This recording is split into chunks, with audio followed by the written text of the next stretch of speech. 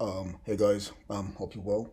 Yeah, today we're gonna be looking at calculus. I'm just gonna continue um, this video using the same functions that I used in the previous video. Okay, so we're gonna use Julia, but at the same time we're gonna import SymPy, or import the SymPy library that's used in Python. It's a symbolic library. Okay, cool.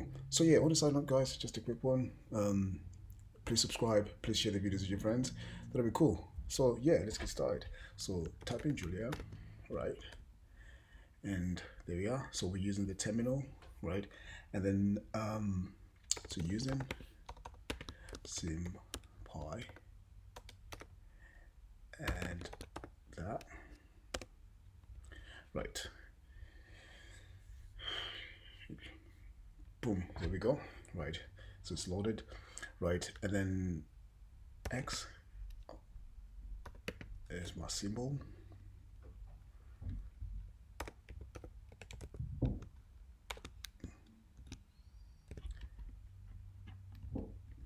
Right, so there we go.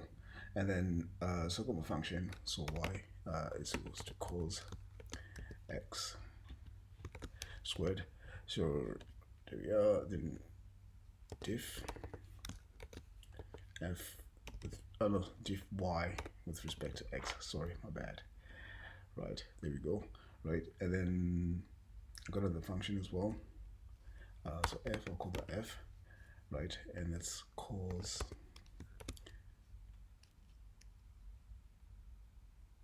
x cubed. Right, times sine x, and then differentiate, so diff, right, f with respect to x, boom, a lot neater, right? And then z is equal to sine x divided by x, no, cubed, yeah, x cubed, sorry, my bad, right?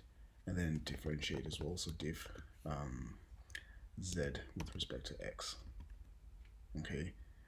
And then so y1 equals to square root x cubed,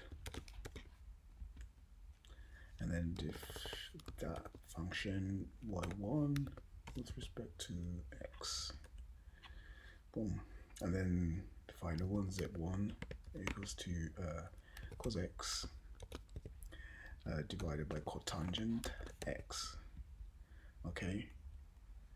And then differentiate that, so diff z1 with respect to x.